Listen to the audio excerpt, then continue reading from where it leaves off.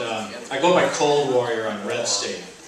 And I'm going to be talking this morning about something that I call the Neighborhood Precinct Committeeman strategy. Basically, I'm going to talk for about 15 minutes. I'm going to give you about an hour's worth of content in 15 minutes. I'm going to go really fast. I've got about 50 slides I'm going to go through. Then I've got some folks here who are precinct committeemen in various states, and they're going to tell you how it works in their state and what successes they've had. But the first thing I want to know is how many people in here are already precinct committeemen? That is, you raise your hands real high, precinct committeemen. Okay, keep them up, keep them up. Everybody, look at these people. These are the people who are in the real ball game of politics. These are the people who are going to change a political party, okay? Thanks. Real quick about myself. I grew up in a little town downriver from here, Elmo, Wisconsin. I went to the United States Military Academy, became an Army intelligence officer. I learned a whole bunch about strategy and tactics and how to do really dangerous and secret stuff. And I approach things from that viewpoint. I'm a trial lawyer now. Again, I have to focus on getting some people to say yes to me, and I work backwards from there. And I'm going to give you a strategy today for how we can take back this neighborhood precinct committeeman strategy is the answer for taking back your political party. It's the answer for electing conservatives, and I believe this is the most important thing you'll learn at this conference. Okay, this is it in a nutshell. Sorry, I'm going to read this to you. Precinct committeemen are the card-carrying members of a political party. They elect the party leaders, and they're in the best position to get out the vote with the other precinct committeemen in their precincts. Right now, in both major parties, over half of these precinct committeeman slots are vacant.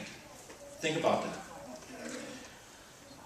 Let that sink in. Half of these positions are vacant. If conservatives fill up all the precinct committeeman slots that are vacant, they'll own that party. Because again, precinct committeemen elect the leadership, the best position to get out the vote. So instead of that party being at half strength and ideologically split, because both parties are kind of ideologically split right now, you'll have a solidly conservative party with conservative leaders and a full strength get out the vote ground game. Ergo, if you're a conservative, you need to become a precinct committeeman, and there's plenty of slots available. So what are we trying to accomplish? What's our goal? And how are we going to achieve it? Our goal is to take back our government, isn't it? So how do we take back our government? What does that really mean? It's not enough just to elect anybody. We have to elect constitutional conservatives. And by working backwards from that goal, we can figure out how to do that. To elect a constitutional conservative, he's got to be on the general election ballot. But to get on that general election ballot, he has to have won the primary. To win the primary, he's got to get the most votes in the primary election. To get the most votes in the primary, and that's the most important election, because if you don't win that one, you don't go anywhere. You got to get the best, you have to have the best get out the vote effort of all the candidates of that party. And the best way to have the best get out the vote effort is to have the greatest number of precinct committeemen getting out the vote in every precinct. Precinct committeemen are the best tool for doing that. So, again, people talk about this nation as being a center-right nation. Okay, if that's the case, then why aren't we electing more conservatives? The reason is because there's not enough conservatives in the precincts getting out the vote. And I'm guilty as charged. I didn't start doing this until 2007. I was doing all sorts of other stuff. I thought it was really important. Working for candidates. I was involved in the Second Amendment. But becoming a precinct committeeman is what really opened up my eyes. So if conservatives band together inside of a party as precinct committeemen, they can guarantee that the conservative candidates will win that all-important, traditionally very low turnout election every time. I checked, in Virginia, in one of the congressional contested elections for the House, 3% of Republicans came out. Average in Arizona is about 20% in a primary.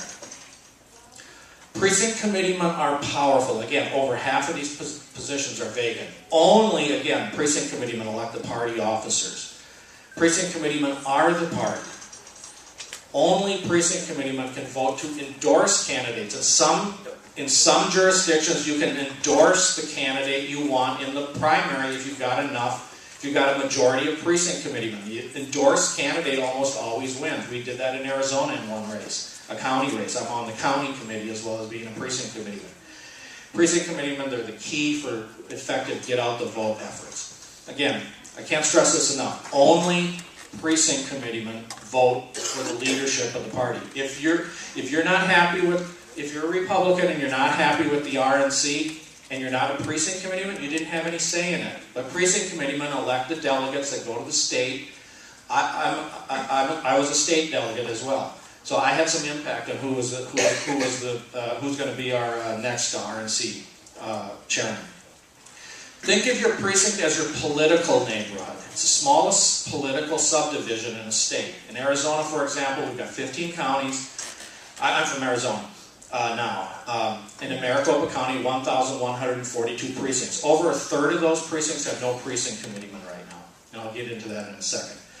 And in Arizona, there's one precinct committeeman for every 125 registered voters. I'll take questions at the end. I'm just wondering, are you basing this all on Arizona's structure? Yeah, this is on Arizona. I'm going to talk about Arizona. They're going to talk about some other states. Okay, every state has a unique system. You got to find out what yours is. That's the message today. It's not hard. Okay, here's my legislative district. A little over 25,000 registered Republicans. There's 277 precinct committeeman slots. We got 130 precinct committeemen. We're not even at half strength. My precinct is right down here, Tempe 59. That's where I live, okay? And there's my precinct. It's about 863 Republicans. We've got 8 PC slots. They're all filled because I filled it up. And some others did too. So, and that's the anomaly. Very few precincts are full strength. Precinct committeeman's been called the most powerful political office in the world. Phyllis Schlafly at the Eagle Forum, if you Google most powerful political office in the world, she's got a real great pamphlet there. So I believe this is the most powerful strategy to take control of our government. And best of all, it's easy. It doesn't cost anything. In some states there's dues. Arizona has no dues, but they're nominal. And there's a proven track record for this. But that's like 40 years ago when everybody knew who their precinct committeeman was and people were into this.